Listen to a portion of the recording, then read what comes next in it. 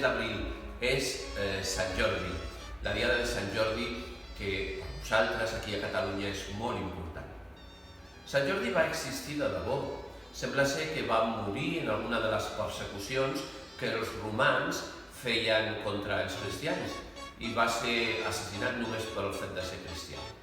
Enterrat a Terra Santa, quan aquells llocs van ser envaïts pels musulmans, la tumba de Sant Jordi es va perdre. I és llavors quan es va inventar a l'edat mitjana tota aquesta llegenda de Sant Jordi i el drac. El drac simbolitza el mal. Tristament, el mal existeix. Ho estem comprovant ara amb la guerra d'Ucraïna i tantes altres realitats doloroses que hi ha al nostre món. En realitat, la història de la humanitat és la lluita entre el bé i el mal.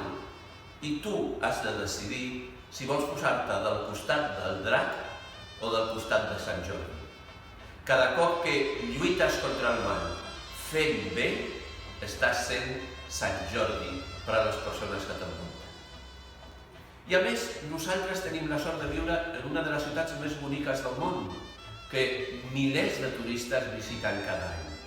Avui divendres us hem proposat una mena de joc, de gincama, perquè sortiu a veure, a conèixer i reconèixer la nostra ciutat.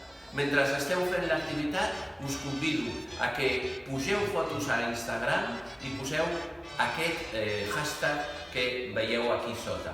Hashtag Sant Jordi NB López Vicuña 2022.